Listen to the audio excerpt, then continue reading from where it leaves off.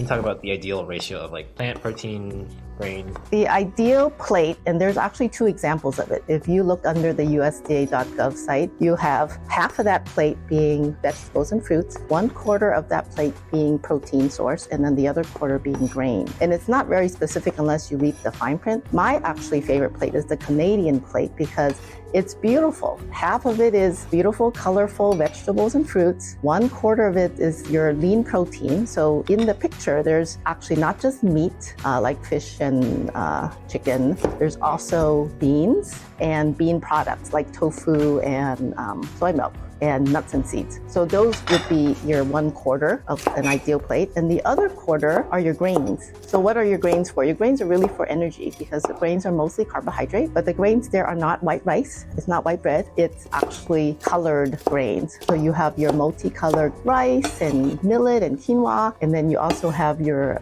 breads that are whole grain breads or pastas that are like a dark color, not a pale color pasta.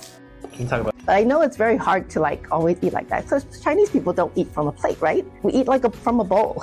It's just the concept of this is how much you should be eating might be actually very challenging if you're just used to sitting down or getting a takeout box. Like a takeout box from a Chinese restaurant is like 50% white rice usually. And maybe there's, depending on what you choose to get, right? It might be 50% meat with a little bit of bell peppers or onions or something, right? So it's almost like the opposite of what a healthy meal should look like. Just to point out, we're not criticizing Chinese restaurants. It's just what most customers want. Most restaurants across all cuisines tend to treat veggies as an afterthought. Again, just be mindful and try to incorporate the second healthy tweak of this video of composing your meals to be 50% veggies and fruits, 25% mixed grains, and 25% proteins.